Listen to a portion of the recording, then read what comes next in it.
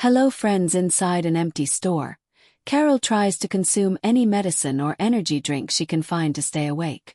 Outside, dangerous forces keep pounding on the door, trying to reach her. This chaos began a few days ago when a space shuttle suddenly exploded upon returning to Earth, scattering its fragments across several states in the United States. The media quickly covers the news, saying it's a sign of an alien invasion. Most people are scared and avoid touching the wreckage, but there are many opportunists selling it on eBay. Tucker, head of the Centers for Disease Control, arrives at one of the crash sites to inspect it. He discovers that a fragment is contaminated with a mysterious organism that can withstand high levels of radiation and multiply rapidly, suggesting it is from another planet. As he leaves, Tucker accidentally touches a small piece of the wreckage and cuts his finger, but he ignores it. Later that night, Tucker arrives home and finds his dog growling for no apparent reason. Ignoring the animal, he goes to bed. However, his body begins to sweat profusely, and he experiences an intense cellular condensation on his face, as if something has taken him over. Meanwhile, Tucker's ex-wife, Carol, hears her son, Oliver, screaming from a nightmare and comforts him throughout the night. The next morning, Carol receives a call from Tucker asking to see his son, which is unusual for him. Carol refuses and hangs up. Afterward, she drops Oliver off at school and heads to her office where she works as a psychiatrist. On the way, she runs into her best friend, Ben, who offers her a ride.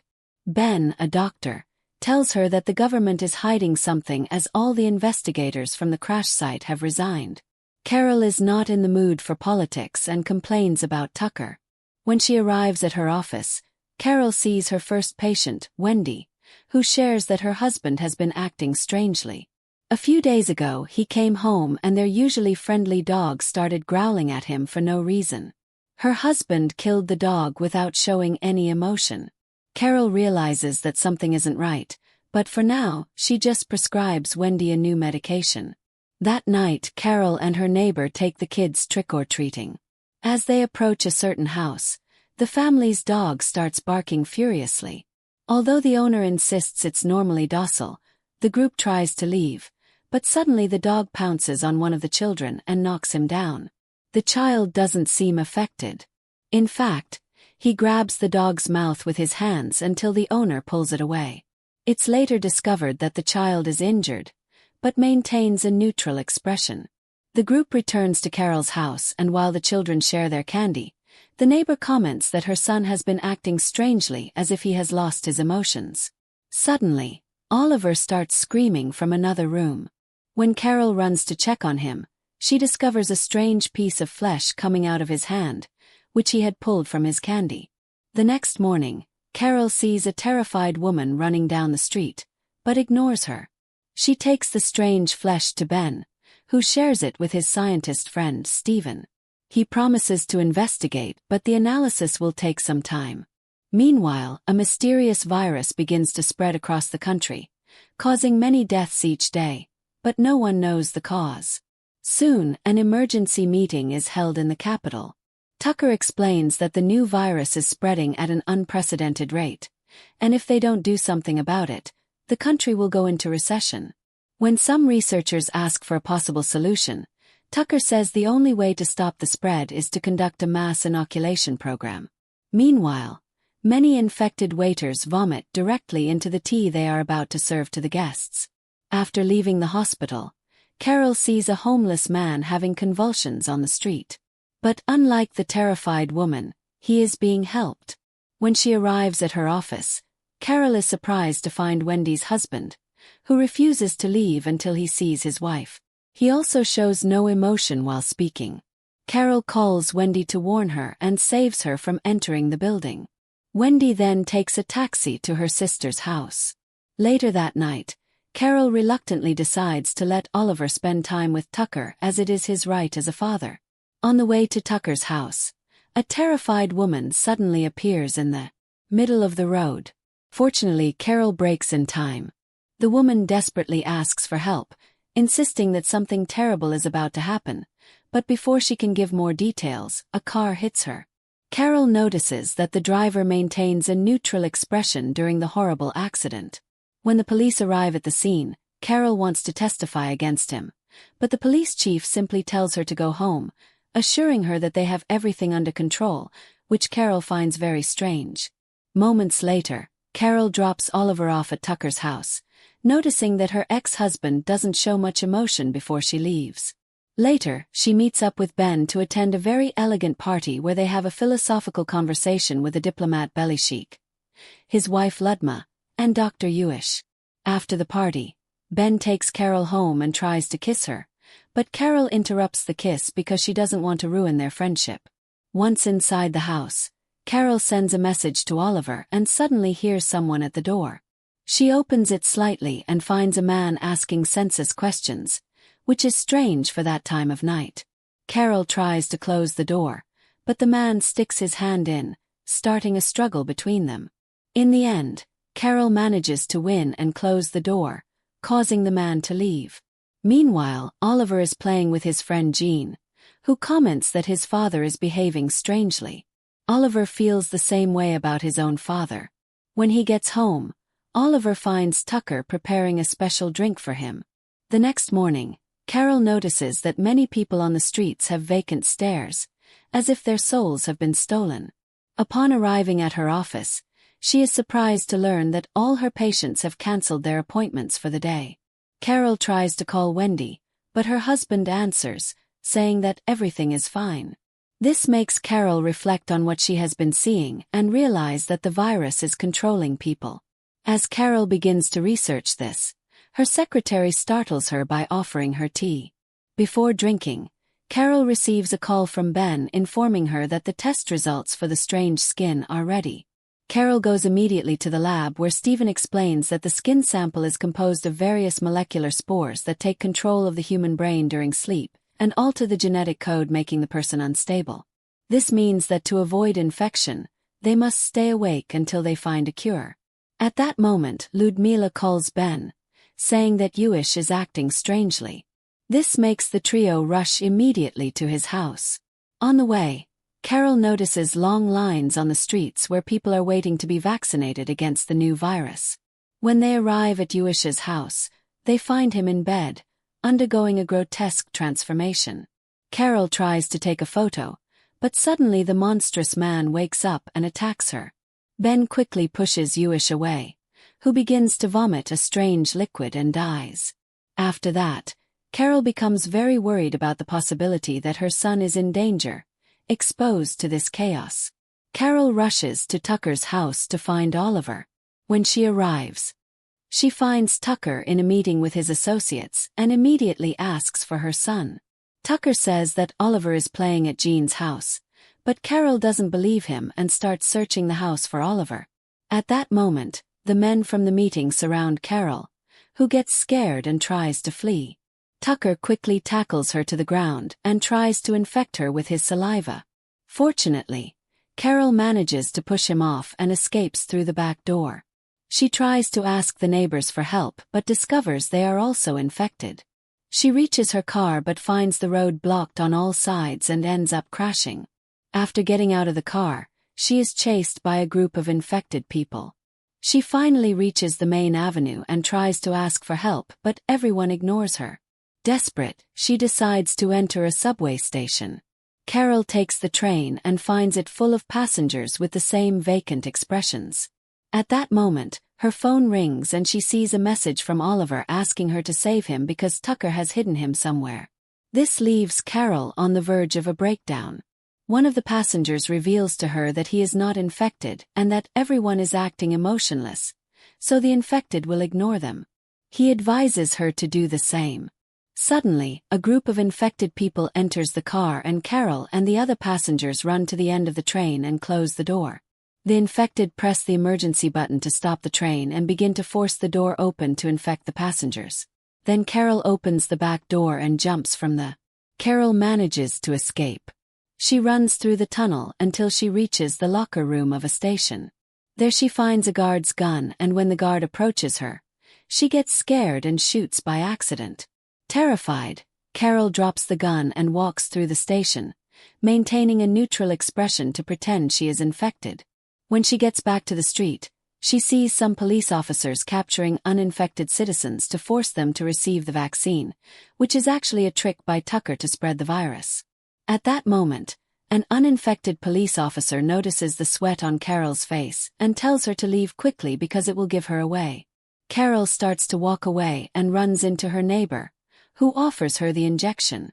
Fortunately, Carol's act convinces her neighbor that she has already been vaccinated. Then Carol goes to Tucker's house but finds it empty. She leaves a message for Oliver before leaving again. On her way, she encounters a group of people watching as a couple takes their own lives. Carol makes sure not to react and continues walking until she reaches the Bell-Lisk mansion where Ben and Stephen are still conducting some tests. After a brief discussion, Ben decides to help Carol find her son while Stephen and his assistant prepare to travel to Fort Detrick in Maryland to find a cure for the virus. They also decide to stay awake for fear of having been infected if they sleep.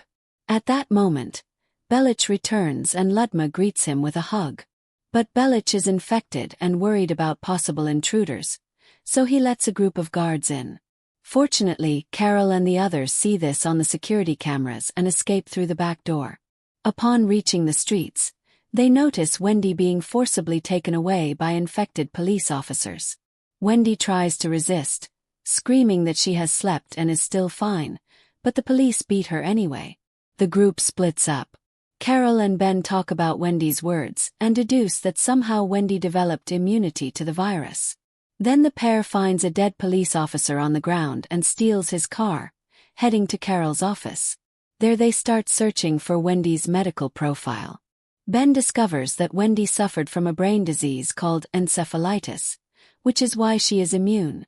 The virus only attacks healthy brains to feed and multiply. Ben calls Stephen at the lab to give him this new information, while Carol receives another message from Oliver mentioning that he is being held at his grandmother's house in Baltimore. Scared, Carol confesses to Ben that she has already been infected by the virus.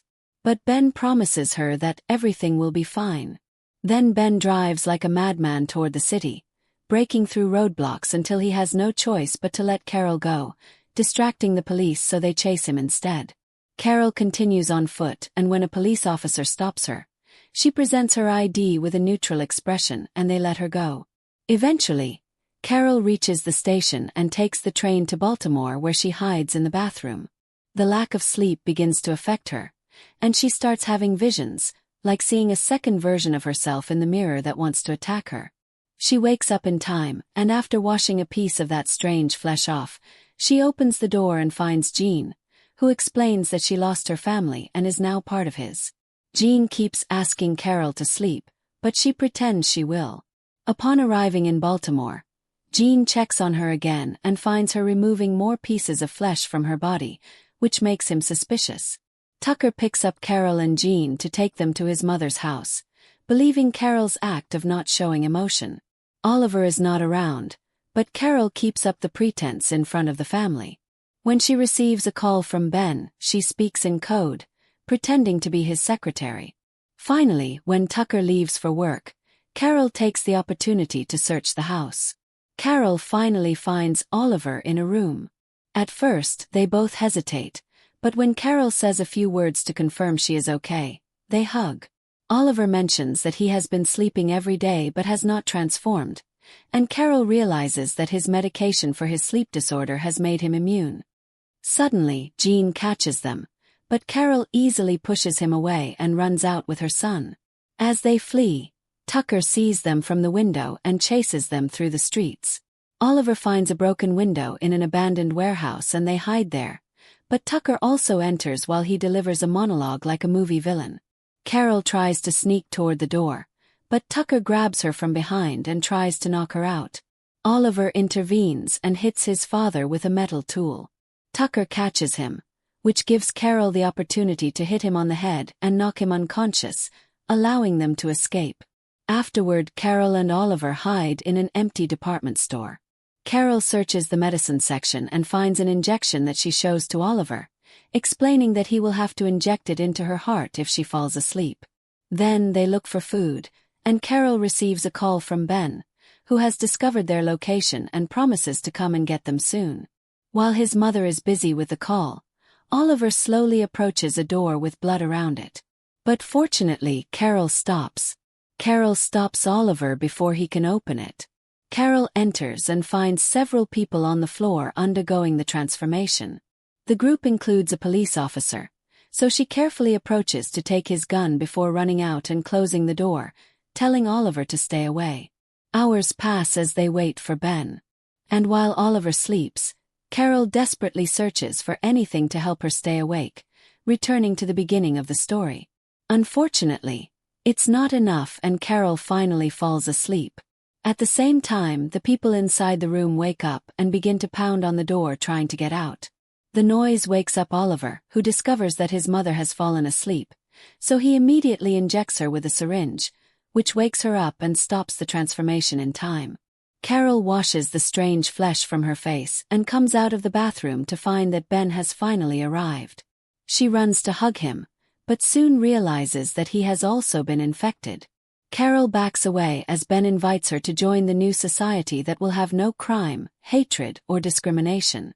Terrified, Carol points her gun at him, but Ben opens the door anyway and releases the other infected people, mentioning that they hate the immune, pointing at Oliver.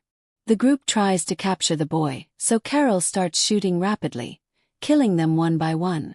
However, she can't bring herself to kill Ben, so she just shoots him in the leg and escapes with Oliver. Outside, they take Ben's car to flee. As Carol drives like a madwoman, she receives a call from Stephen, who gives her an address where a helicopter will be waiting for them. Upon reaching the main street, she is surrounded by cars and ends up crashing, getting knocked unconscious. Many infected people surround the car, and Oliver locks the doors while shaking his mother to wake her up. A man manages to break the window, but before he can infect them, Carol accelerates and pushes through the crowd to escape. There are still some crazed people hanging from the roof of the car, so Carol drives recklessly, crashing on purpose to make them fall off. There are also police cars ramming her vehicle until they cause her to crash, launching the last attackers through a store window. Fortunately, the car still works, and Carol continues driving while receiving instructions from Stephen over the phone. An infected man throws a Molotov cocktail at the car, but Carol keeps driving with the vehicle on fire, not stopping until she reaches the parking lot of the correct building. The car crashes into a pillar and Carol and Oliver run to the elevator where they are almost caught by the infected. They hit them and push them away, allowing the doors to close. The pair finally reaches the roof where Stephen and his army friends rescue them in a helicopter. Sometime later, scientists from outside the United States finally create a vaccine. And thanks to it, the alien virus is eradicated from the entire world, allowing life to return to normal. As the lead scientist behind the vaccine, Stephen explains to the press that the vaccinated people will have no memories of the previous events. Meanwhile, Carol has adopted Jean and is now in a relationship with Ben. While the children go to school, Ben reads the newspaper and comments on the violent crimes committed by people, which makes Carol reflect on the aliens' offer of peace. If you love thrilling movie recaps, don't forget to like, share, and subscribe. Hit the bell icon so you never miss our next story.